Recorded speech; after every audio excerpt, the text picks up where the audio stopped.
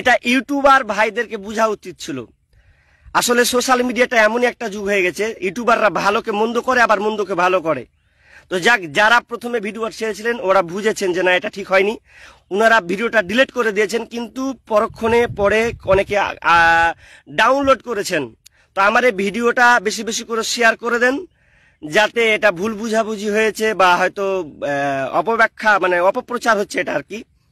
আমার ভিডিওটা অবশ্যই সবার শেয়ার করবেন এবং দাদার কাছে যেন ভিডিওটা যায়, যে আমি আসলে উনাকে ছোট করার জন্য নয়, আশা করছি উনি একজন সাধারণ জ্ঞান সম্পন্ন মানুষ, বুঝতে পারছেন।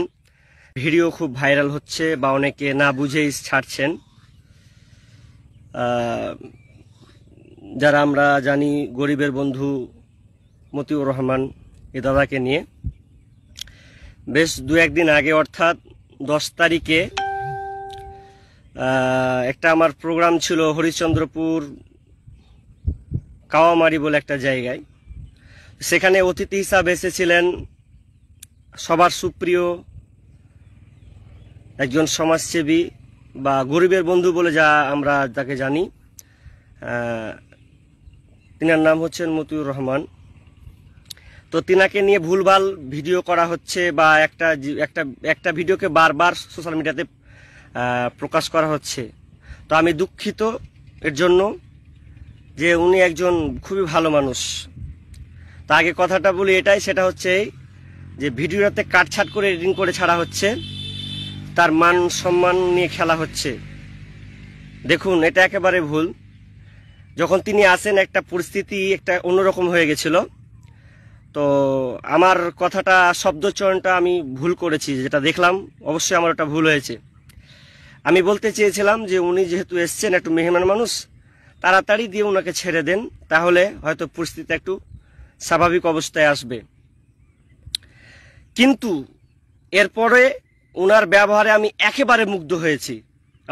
ওনার ব্যবহার, যদি ওনার সঙ্গে আমি কথা বলিনি, শুধু সালাম নিবেদন করেছি, আশা করি পরে কোনো দিন হয়তো ওনার সঙ্গে সাক্ষাৎ হবে, আল্লাহু আলাম সাক্ষাৎ হবে কিনা।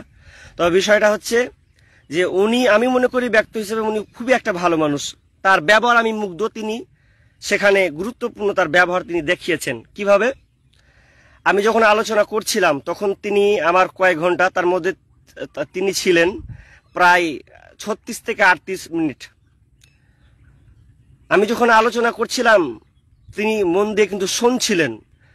কি হয়, অন্যান্য নেতারা আসলে কি হয়, কিছু কথা ভালো মন্দ মিথ্যা ভালো যা ভালো মন্দ কথা বলে ওখান থেকে চলে যায়, কিন্তু তিনি সেখানে দর্শক ভূমিকা পালন করেছিলেন। খুব সুন্দর সহিত তিনি আমার আলোচনা শুনছিলেন।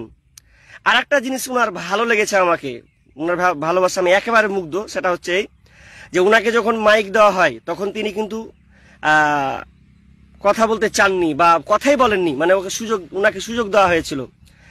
তো যারা ওই ভিডিওটা নিয়ে কাটছাট করেছেন বা সোশ্যাল মিডিয়াতে ছাড়ছেন, এটা একেবারে ভুল। আর এটা এক নম্বর আমার ভুল, কারণ আমি ওনাকে সরাসরি এটা বলতে চাইনি। আমার বলা উদ্দেশ্য ছিল যেন ওনাকে তাড়াতাড়ি এখান থেকে বিদায় করেন, কারণ পরিস্থিতি খুব একটা, কারণ মানুষ ছবি তুলছে বিভিন্ন রকম এরকম করছে, তাহলে আলোচনা মানুষ শুনবে না। কিন্তু উনি কিন্তু ধৈর্যের সঙ্গে আলোচনা শুনছিলেন, যে আমার ভিডিও রেকর্ডিং করা আছে। আমি পরবর্তী ভিডিওটা দেখলাম, তারপরে দেখলাম প্রথমে মাইকে, যদিও বলিনি কথাটা, মাইকে শো করে নিয়েছিল। এই জন্য আমি খুবই দুঃখ ভারাক্রান্ত, কারণ একটা মানুষ যিনি সমাজের জন্য কাজ করছেন, সকলে যারা অসহায় নিরুপায় তাদের জন্য কাজ করে চলেছেন, তাহলে এটা আমার দ্বারা একেবারে কাম্য মোটেও ঠিক হয়নি। এজন্য আমি ক্ষমা প্রার্থী, মানে এটা আমার ভুল। যদিও আমি তিনাকে অপমানের উদ্দেশ্যে কথাটা বলিনি, আমি ওনার ভালোর জন্য এটা বলেছি, কিন্তু একটা মিস্টেক হয়ে গেছে। এটা ইউটিউবার ভাইদেরকে বোঝা উচিত ছিল। আসলে সোশ্যাল মিডিয়াটা এমনই একটা যুগ হয়ে গেছে, ইউটিউবাররা ভালোকে মন্দ করে আবার মন্দকে ভালো করে।